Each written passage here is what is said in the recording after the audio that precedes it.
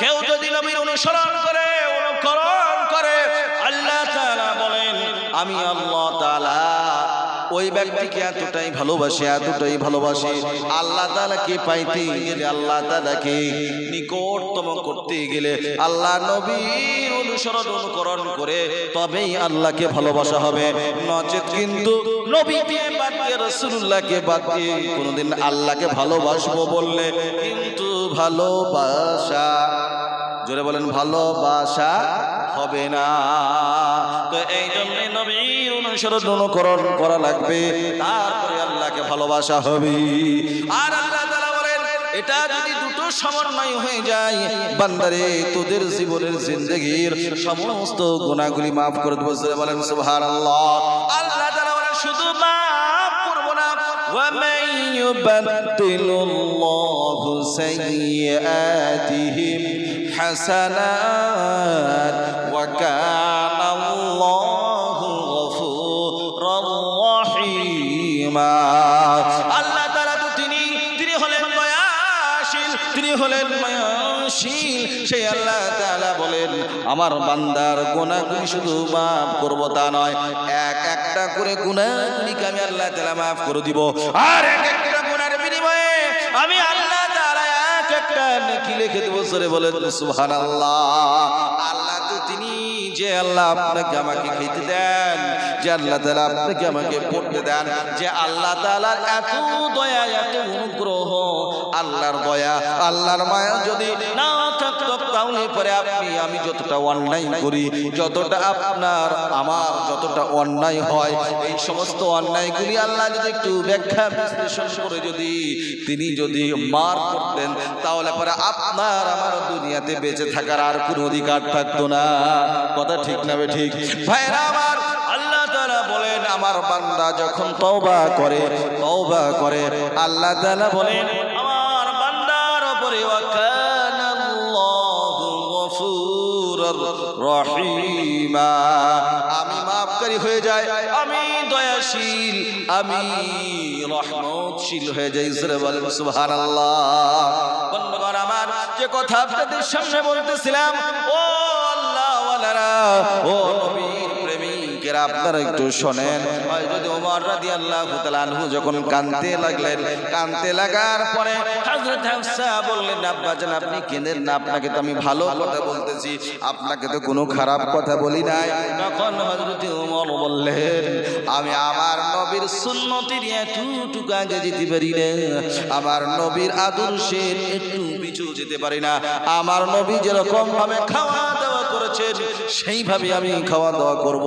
যদি ওমর যদি বেঁচে থাকে তো আলহামদুলিল্লাহ, আর যদি ওমর যদি দুনিয়ার জীবন থেকে চলে যায় তাও আলহামদুলিল্লাহ। জোরে বলেন সুবহানাল্লাহ। ভাইরা আমার আল্লাহ রাসূলের কত বড় অনুসরণ অনুকরণ করতেন যে নবী তার ব্যাপারে বলেছেন ওমর এমন একজন ব্যক্তি যে সমস্ত জায়গায় আল্লাহর নবী এবং সাহাবারা ফয়সালা নিয়ে নিয়েছেন, কিন্তু হযরত ওমর বলেছেন এই কাজটা করা যাবে না। অমনি সঙ্গে সঙ্গে আল্লাহর পক্ষ থেকে হযরত ওমরের সিদ্ধান্তের উপরে সিদ্ধান্ত হয়ে গেছে। জোরে বলেন সুবহানাল্লাহ। এইরকম কোরআনের কিছু আয়াত আছে যে হযরত ওমর তিনি বলেছেন হুজুর এটা করা যাবে না। হযরত আবু হুরায়রা রাদিয়াল্লাহু তাআলা আনহু একদা আল্লাহর নবীর কাছে আসলেন। আর হযরত আবু হুরায়রা রাদিয়াল্লাহু তাআলা আনহু নবীজির এমন একটা প্রিয় সাহাবী ছিলেন, আল্লাহর নবী তার নাম আদর করে দিয়েছিলেন যে বিড়াল। কি নাম? আবু হুরায়রা। হুরাই শব্দের অর্থ হলো বিড়াল। কি? বিড়াল। আর আবু শব্দের অর্থ হলো ওয়ালা। আমরা বলি ছাগলওয়ালা, মুরগিওয়ালা, তা আল্লাহর নবী বলতেন বিড়ালওয়ালা। কেন? হযরত আবু হুরায়রা রাদিয়াল্লাহু তাআলা আনহু তিনার যে এই যে জামার যে আস্তিন, যেটা জুব্বা মুবারক, এই জুব্বার আপনার এই আস্তিনটা এতটাই বড় ছিল বিড়ালটা এর ভেতরে থাকতো। কিসের ভেতরে? এর ভেতরে থাকতো। তো আল্লাহর নবী এই দৃশ্যগুলো দেখে আল্লাহর নবী তাকে বলেন ইয়া আবা হুরায়রা, হে আবু হুরায়রা, হে বিড়ালওয়ালা। তো সেই দিন থেকে আল্লাহ রাসূলের এই নামটা তিনি এতটাই বরকত সম্পূর্ণ রাখলেন যে তার নামটা হয়ে গেল আবু হুরায়রা। তার আসল নাম ছিল আব্দুর রহমান। কি জোরে বলেন? আব্দুর রহমান, কিন্তু নবীর দেওয়া নাম বরকতপূর্ণ আছে না নাই? হয়তো আবু হুরায়রা বলেন, আমি যে সময় নবীজির কাছে আসি সেই সময় আমার খাওয়া দাওয়া হতো না। কি হতো না? যারা বলেন খাওয়া দাওয়া হতো না, পেটটা এতটাই দুর্বল হয়ে থাকতো, এতটাই নিচু হয়ে থাকতো যে পেটটা সবসময় চুচু করতো।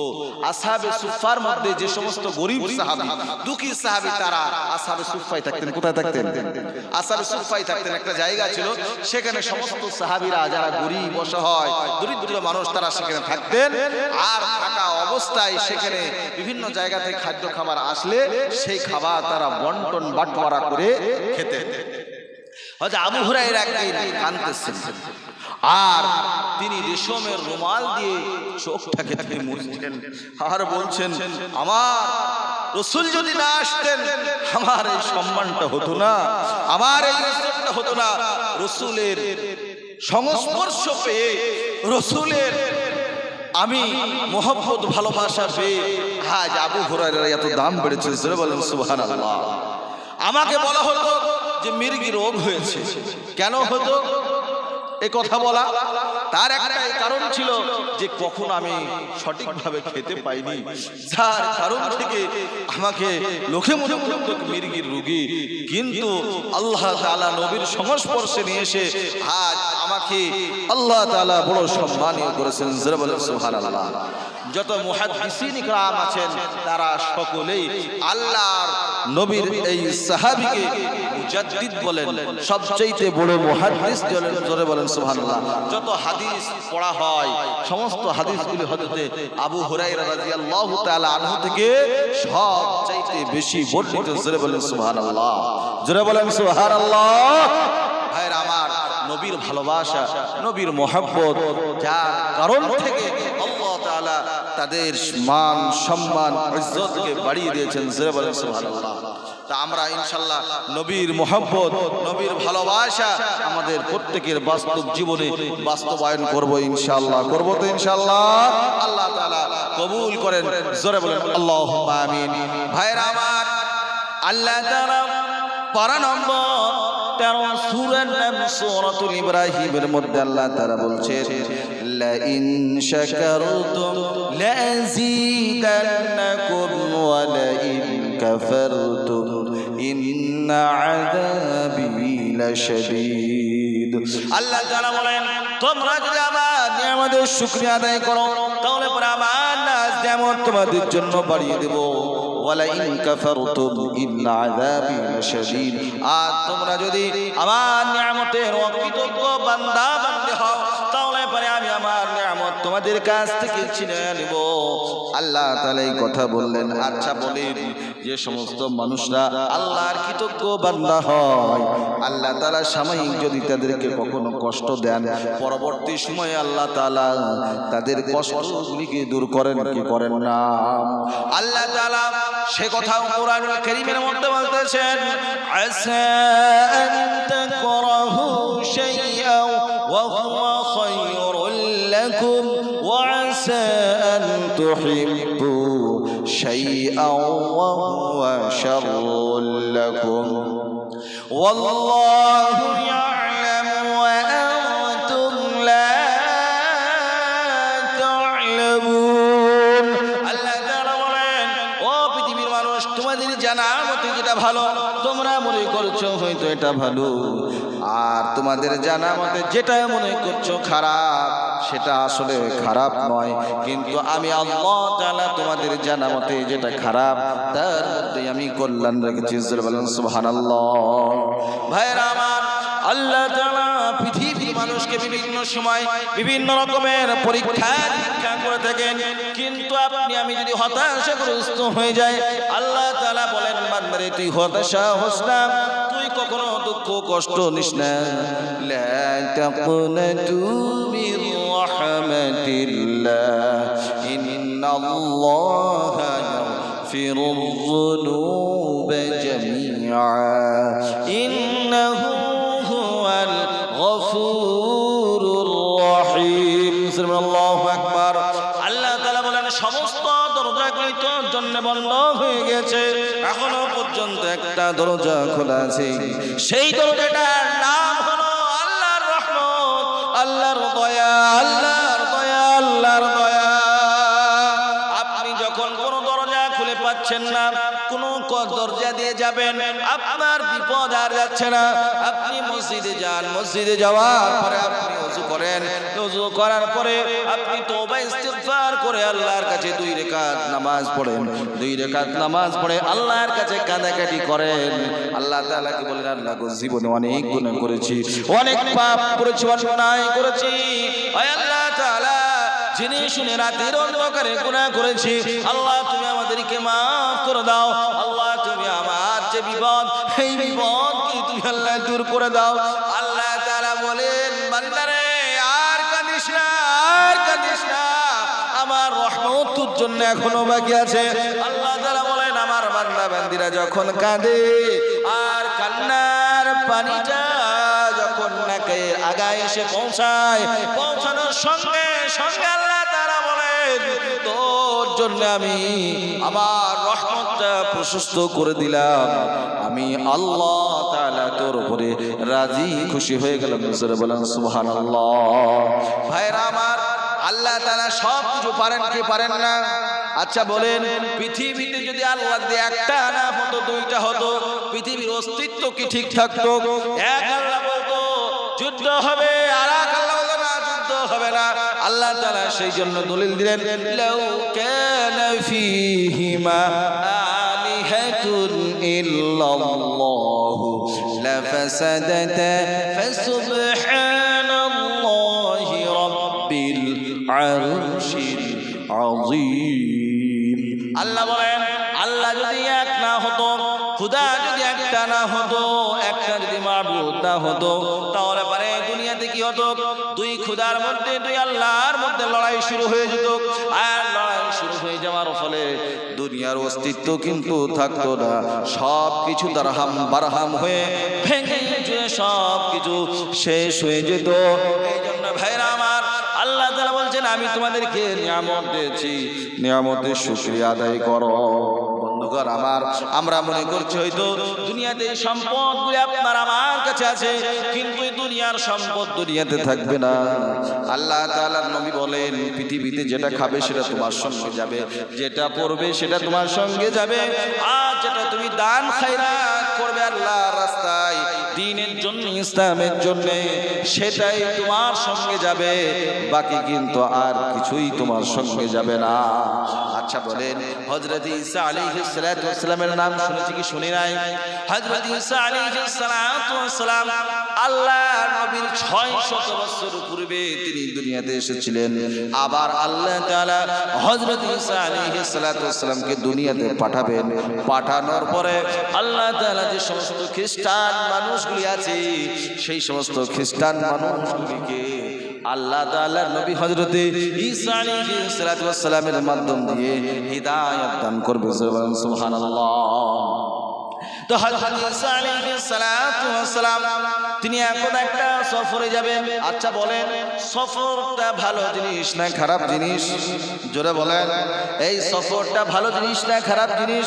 আল্লাহ তাআলা বলছেন, কুল সিরু ফিল আরদ ফানজুরু কাইফা কানা আকিবাতুল মুজরিমিন। আল্লাহ বলেন, আমার জমিনে তোমরা ঘোরো আর আমার নিদর্শনগুলিকে তোমরা দেখো, আমি আল্লাহ তাআলা কত সুন্দর করে পৃথিবীর নিজামকে সাজিয়েছি। আমরা যখন আবার বিভিন্ন দেশে বিভিন্ন জায়গায় যখন ঘোরাঘুরি করি, আল্লাহর নিয়ামতগুলি দেখি আর শুকরিয়া আদায় করি। এই বছরে আপনার আলহামদুলিল্লাহ আপনাদের দোয়ায় আসাম গেলাম, ত্রিপুরা গেলাম এবং দার্জিলিং গেলাম। ওইদিকে উত্তরবঙ্গে যে সমস্ত পাহাড়ি অঞ্চলগুলি আছে, ওই সমস্ত অঞ্চলগুলিতে গেলাম। আপনার কিছুদিন আগে আপনার করিমগঞ্জ ডিস্ট্রিক্টে গেলাম প্লেনে করে। যাওয়ার পরে দেখি শুধু পাহাড় আর শুধু পাহাড়, সমতল কোনো জায়গা বলে কিছুই নয়। মানুষ একটা এই পাহাড়ে বাড়ি, তা আর একটা ওই পাহাড়ে বাড়ি, আর খুব বসতি হালকা, কি জোরে বলে, হালকা বসতি। আমি ওদেরকে জিজ্ঞাসা করলাম, ভাই এখানকার মানুষের রুজি রুটির ব্যবস্থা কি? বলে হুজুর, আল্লাহ তাআলা যে পাহাড়গুলি দিয়েছেন, এই পাহাড়ের মধ্যে আল্লাহ তাআলা কিছু খাজানা দিয়েছেন। বলে কেমন খাজানা? বলে আগর নামক একটা যে গাছ আছে, ওই গাছের আমরা করি কি, গাছগুলিকে কিনি, কেনার পরে আমরা সেই সমস্ত গাছগুলিকে আমরা টুকরা টুকরা করি, করার পরে তারপরে আপনার ওই গাছগুলিকে টুকরা টুকরা করার পরে সেগুলোকে আবার পানিতে দিই, পানিতে দেওয়ার পরে সেগুলোকে আবার সেদ্ধ করি, সেদ্ধ করার পরে তার থেকে একটা নির্যাস বার হয়, সেই নির্যাসটাকে আমরা করি কি, রৌদ্রে শুকাই। আমি বললাম ভাই সেটার দাম কত? বলে হুজুর এক তোলার দাম হলো 12,000 টাকা। কত? 10 গ্রামের দাম, জোরে বলেন 10 গ্রামের দাম 12,000 টাকা। আচ্ছা বলেন 12,000 টাকা কি চারটেখানি ব্যাপার? ওইসব লোকগুলি বাড়িতে গেলাম, তা বাড়িতে যাওয়ার পরে এত সুগন্ধ, মনে হচ্ছে জানেন আপনার জান্নাতি কোনো বাগান এসেছে। জোরে বলেন সুবহানাল্লাহ। ওইখানকার মানুষগুলি দেখে আপনার পছন্দ হবে না, কিন্তু তাদের হাতের যে একটা সুগন্ধ, এটা দেখে আমি আশ্চর্য হয়ে গেলাম। আমি ভাবলাম যে আল্লাহ তাআলা এদেরকে তো এই জঙ্গলের মধ্যে আল্লাহ তাআলা মঙ্গল রেখেছেন। জোরে বলেন সুবহানাল্লাহ। তা পৃথিবীতে কার মধ্যে আল্লাহ তাআলা কোন জায়গায় কোন নিয়ামত, কোন রুজি আল্লাহ তাআলা রেখেছেন, এটা কেউ জানে না। কেউ জানে? জোরে বলেন। আল্লাহ তাআলা বলেন আমি আল্লাহ তাআলা তোমরা যেরকম নিয়াত করবি, তোমাদের নিয়াত অনুযায়ী আমি ফয়সালা করব। তোমরা যেরকম ভাবে চিন্তা ভাবনা করবে, সেরকম ভাবে আমি আল্লাহ তাআলা তোমাদের চিন্তা ভাবনা অনুযায়ী তোমাদেরকে আমার নাজ নিয়ামত দেব। আল্লাহ তাআলা বলতেছেন যে ইন্নাল্লাহা হুয়ার রাজ্জাকু যুল কুওয়াতিল মাতিন। রুজি একমাত্র আল্লাহর কুদরতি হাতের মধ্যে রয়েছে। পৃথিবীতে যদি কাউরের হাতে রুজি দেওয়া হতো, যদি আপনার বিশেষ কোনো এমপি এমএলএ কিংবা প্রধানমন্ত্রী, রাষ্ট্রপতি কিংবা হয়তো দেশের কোনো প্রধানের হাতে যদি রুজির ব্যবস্থা রাখা হতো, তাহলে পরে তারা বলতো তুই আমার পার্টি করিস না, তুই তো সিপিএম পার্টির লোক, তুই তো তৃণমূলের লোক, তুই তো বিজেপির লোক, বলতো কি বলতো না? মানে এক পার্টি আর এক পার্টির লোকে রুজি দিত, যেটা বলে রুজি দিত না। কিন্তু আল্লাহ তাআলা বলছেন এই রুজি হলো আমার হাতে। জোরে বলেন সুবহানাল্লাহ। আবার আল্লাহ তাআলা বলছেন ইন্নাল্লাহা ইয়ারযুকু মান ইয়াশাউ বিগাইরি হিসাব। আল্লাহ তাআলা বলেন আমি আল্লাহ তাআলা আমার বান্দা-বান্দীদের কি, যখন আমার বান্দা-বান্দীরা আমাকে ধরে রাখে, আমাকে আঁকড়ে রাখে, আমি আল্লাহ তাআলা এইরকম রুজি দিয়ে থাকি, এইরকম রুজি দিয়ে থাকি বান্দা কল্পনাও করতে পারে না। বলেন সুবহানাল্লাহ। বন্ধুগণ আমার, যে কথা আপনাদের সামনে বলতেছিলাম হযরত ঈসা আলাইহিস সালাতু ওয়াস সালামের কথা, যে সফরটাকে নিয়ে আপনাদের সামনে লম্বা হয়ে গেল, যে সফরটার মধ্যে আল্লাহ তাআলা আপনার আমার জন্য শিক্ষা রেখেছেন। তা হযরত ঈসা আলাইহিস সালাতু ওয়াস সালাম সফরে যাবেন, সফরে যাওয়ার পরে একটা সঙ্গী ঠিক করলেন। এই জন্য যখন সফরে যাবেন, দূরে যাবেন, একটা করে সাথে নিয়ে যাবেন, সফরটা আপনার আসান হয়ে যাবে, সহজ হয়ে যাবে। বাই চান্স বলা যায় না মানুষ কখন কি অসুস্থ হয়, বাই চান্স বলা যায় না মানুষ কখন কি পরিস্থিতির সম্মুখীন হয়, এ কথা কেউ কিন্তু বলতে পারবে না। পারবে? জোরে বলেন। কেউ কিন্তু বলতে পারবে না। এই জন্য সফর যখন করবেন, সফরে একটা করে লোক রাখবেন। আল্লাহ রাসূল বলেছেন আস-সফরু বিদআতুম মিনান নার। সফর ভ্রমণ এমন একটা জিনিস, এটা হলো আগুনের যেরকম টুকরা হয়, সফরটা করলে পরে ওই রকম আগুনের টুকরার সঙ্গে তাসবিহ দেওয়া হয়েছে, তার তুলনা করা হয়েছে। কেন? এই জন্যই করা হয়েছে, সফর করলে পরে যতই শরীর চাঙ্গা থাক, সফর করলে পরে মানুষের শরীরটা দুর্বল হয়ে যায়, মানুষকে নড়তে চড়তে ভালো লাগে না। এই জন্যে আল্লাহ পাক রব্বুল আলামিন সফরকারী ব্যক্তির নামাজকে শর্টকাট করেছেন। আল্লাহ তাআলা বলেন বান্দারে 4 রাকাত নামাজ তোমার উপরে যোহর ফরজে 4 রাকাত বান্দা তোমাকে পড়তে হবে না, তুমি 2 রাকাত পড়ো, সুন্নাত পড়ার কোনো দরকার নাই। তারপরে আল্লাহ তাআলা বলছেন বান্দারে ঈশার নামাজ তোমার 4 রাকাত ফরজ হয়েছে, তুমি 4 রাকাত পড়ার দরকার না, 2 পড়ো। আর ওয়াজিব নামাজ 3 রাকাত, সেটা 3ই পড়ো, যেটা 2 রাকাত সেটা 2 পড়ো। সুন্নাত নওয়াফিল যখন সুস্থ থাকবে, তোমার ক্ষমতা থাকবে, তোমার অ্যাবিলিটি থাকবে, সেই সময় তুমি এটা পড়বে। যারা বলেন সুবহানাল্লাহ। ভাইরা আমার, হযরত ঈসা আলাইহিস সালাতু ওয়াস সালাম সফরে যাবেন, একটা সঙ্গী নিয়েছেন। সঙ্গী নেওয়ার পরে সফর শুরু করেছেন। সফরের সঙ্গে তিনি কিছু খাদ্য খাবার নিয়েছেন, যেটাকে উর্দুতে বলা হয় তোষা, এবং তার সাথে সাথে তোষা নিয়েছেন। এবার হযরতে ঈসা আলাইহিস সালাম অনেক রাস্তা অতিক্রান্ত করেছেন। মানুষ চলাফেরা করলে পারে মানুষের শরীরটা ক্লান্ত হয়ে যায়, খিদা পায়। এবার হযরতে ঈসা আলাইহিস সালাম একটা বৃক্ষের নিচে যেয়ে তিনি করলেন কি, একটা বিছানা পাড়লেন আর সাথীকে বললেন, সাথী তুমিও শুয়ে যাও, আমিও শুয়ে যাই, দুজনে একটু আরাম করে নিই। হযরত ঈসা আলাইহিস সালাম এবং তার সাথে দুজনে শুয়ে গেলেন। মানুষের শরীর যখন ক্লান্ত থাকে, ক্লান্ত শরীরটা শুলে পারে, অমনি সঙ্গে সঙ্গে ঘুম আসে কি আসে না? জোরে বলেন, ঘুম চলে আসে। হযরত ঈসা আলাইহিস সালাম ঘুমিয়ে গিয়েছেন, সাথীও ঘুমিয়ে গিয়েছেন, কিন্তু সাথীর পেটের মধ্যে ক্ষুধা লেগেছে। যেমনি ক্ষুধা পেয়েছে, ঘুম ভেঙে গেছে। ক্ষুধা যদি থাকে, ঘুম কিন্তু আসতে চাই না। আর মানুষের ক্ষুধা এমন জিনিস, খিদা এমন জিনিস মানুষকে চুরি করতে বাধ্য করে, করে কি করে না? এবার তখন ওই সাথী করলো কি, হযরত ঈসা আলাইহিস সালামের সাথে কিছু খাদ্য খাবার ছিল, তার মধ্যে থেকে আপনার 3খানা রুটি ছিল। এবার 3খানা রুটির মধ্যে থেকে 1খানা রুটি করলো কি, সে চুপ করে বার করলো, এবং কিছু তরকারি ছিল, সেই তরকারি দিয়ে সে খেয়ে নিল। খেয়ে নেওয়ার পরে সে আবার চুপ করে শুয়ে গেল। এবার হযরত ঈসা আলাইহিস সালাম করলেন কি, ঘুম থেকে তিনি উঠলেন। উঠার পরে হযরত ঈসা বলেন, ওরে ভাই, তুমিও খাদ্য খাবার খেয়ে না, উঠে যাও। হযরত ঈসা আলাইহিস সালাম তাকে ডাক দিলেন। ডাক দেওয়ার পরে এবার তারপরে যখন তিনি খাবারের জায়গাটা খুলছেন, 2টা রুটি আছে, তরকারি ওজন একটু কম আছে। এবার সাথীকে জিজ্ঞাসা করে, সাথী রে আরো রুটি ছিল, রুটিটা কই? বলে, হুজুর রুটি কোথায় গেছে আমি জানি না। কি বলছে? মানুষ চুরি করে বলে, আমি চুরি তো করি না, কোরআন শরীফের কিরে কাটে, আল্লাহর কিরে কাটে, কাটে না। এবার এই সাথী বলছে যে, হুজুর এই রুটি কই আমি জানি না। হযরত ঈসা বললেন, তুমি সত্যি কথা বলো, আল্লাহর বান্দা। এবার ও কিন্তু কোনো মতেই এই কথা বলতে চায় না। আচ্ছা বলেন, নবীদের কথা কার দরবারে কবুল হয়? কারেন্টের মতো আল্লাহর দরবারে কবুল হয়ে যায়। হযরত ঈসা আলাইহিস সালাম বললেন, সাথী তুই যদি সত্যি কথা বলিস, আল্লাহর কাছে দোয়া করে দিব, তোর জন্য 3খানা সোনার টুকরা ইট হয়ে যাবে। বলে, কেমন ভাবে ইট হবে? বলে, এই যে সামনে বালুকোনাগুলো দেখতেছিস, এই বালুকোনার মধ্যে থেকে 3খানা সোনার টুকরা ইট হয়ে যাবে। এবার তখন ওই সাথী বলল, হুজুর নবীরা তো কখনো মিথ্যা কথা বলেন না, নবীরা যেটা বলেন সেটা সত্য বলেন, নবীরা সদা সর্বদা সত্য হয়ে থাকেন। তারা হলো এমন একজন মেসেঞ্জার, তারা এমন আল্লাহর দূত, তারা সদা সর্বদা তারা সত্যের উপরে প্রতিষ্ঠিত থাকে।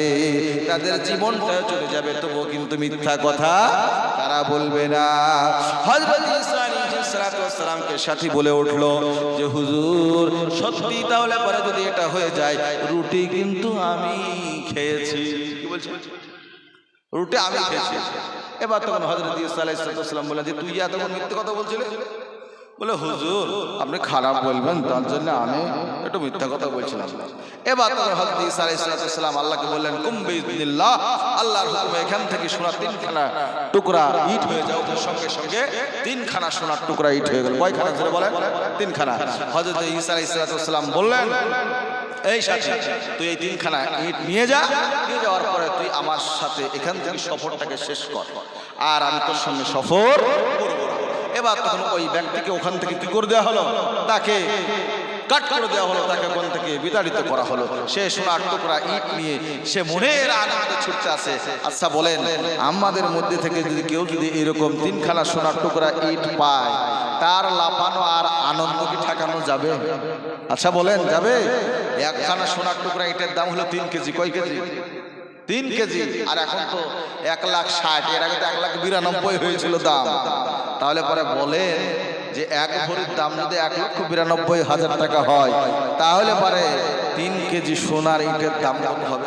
আবার 3 × 9 খানা আপনার 9 কেজি হয়ে যাচ্ছে, তাহলে তো দাম কত হবে? তাহলে হিসাব নাই, মানে কয়েক কোটির হিসাব। তাহলে পরে সে যদি এইরকম টাকা পেয়ে যায়, তাহলে পরে তার আনন্দ হবেই হবে না, জোরে বলেন হবে কি হবে না? বিরাট আনন্দ। এবার আনন্দ করতে করতে ও কিন্তু ছুটছে। যখন সে ছুটতে আরম্ভ করেছে, ছুটতে ছুটতে এমন একটা জায়গায় পৌঁছে গেল যে জায়গাটার মধ্যে জঙ্গল রয়েছে।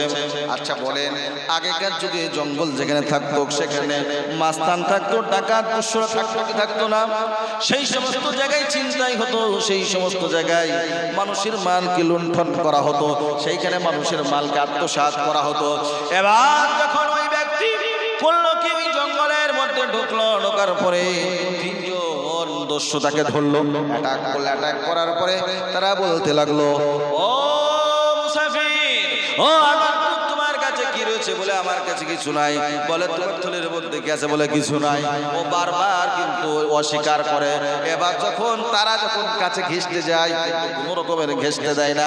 যখন ঘেঁষতে না দেয়, না দেওয়ার পরে তারা তাকে আক্রমণ করলো। আক্রমণ করার পরে দেখছে যে তার থলের মধ্যে, ব্যাগের মধ্যে 3খানা সোনার টুকরা ইট। কয়খানা জোরে বলেন? 3খানা সোনার টুকরা ইট। দেখার পরে ওই সমস্ত দস্যুদের রাগ হয়ে গেছে, তুই এতক্ষণ বেটা কেন মিথ্যা কথা বলতেছিলি? এবার তখন তারা করলো কি, তাদের কাছে বড় ছিল তলোয়ার, তলোয়ারটাকে তারা খাবুচির মধ্যে থেকে বার করলো। বার করার পরে করলো কি, ওই মুসাফির ব্যক্তি হযরত ঈসার সাথীকে করলো কি, এক বাড়ি ছাড়লো, এক তলোয়ারের আঘাত করা মাত্র তার কল্লাটা দ্বিখণ্ডিত হয়ে গেল। একদিকে মাথাটা পড়লো, আর একদিকে বডিটা পড়লো। যেমনি পড়ে গেল, পড়ে যাওয়ার পরে তারা করলো কি, সোনার টুকরা ইটগুলিকে 3 জনে ভাগ করবে। ভাগ করার পূর্বেই তারা আলাপ আলোচনা শুরু করলো, যাক এতদিন ধরে আমরা ডাকাতি করছি, ছিনতাই করছি, তাহলে পরে আমাদের জীবনটা ধন্য হয়েছে।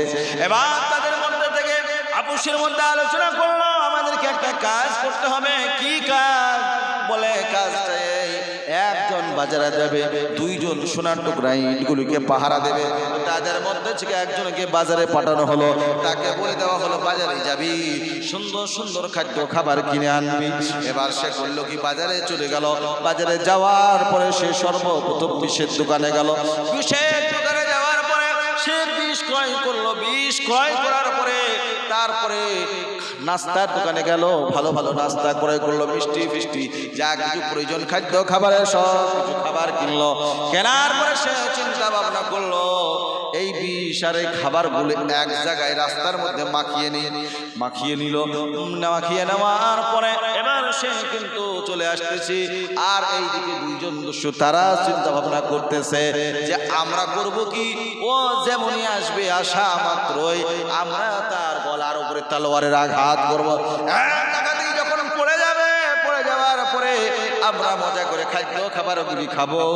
আর আমরা দুজনে 1.5খানা করে সোনার টুকরো ইটগুলিকে বন্টন করে নেব। এবার যখন ওই দস্যু একজন যখন এরকম কাজ করে, যখন সে আসা মাত্রই তাদের যখন যুক্তি বুদ্ধি আগে থেকেই হয়েছিল, হয়ে থাকার পরে যেমনি ওই দস্যু যখন পৌঁছানোর সঙ্গে সঙ্গে তার গলার উপরে, তার কল্লার উপরে একটা তলোয়ারের আঘাত করলো। এক তরবারির আঘাতে তার কল্লাটা একদিকে পড়লো, আর একদিকে তার শরীরটা পড়লো।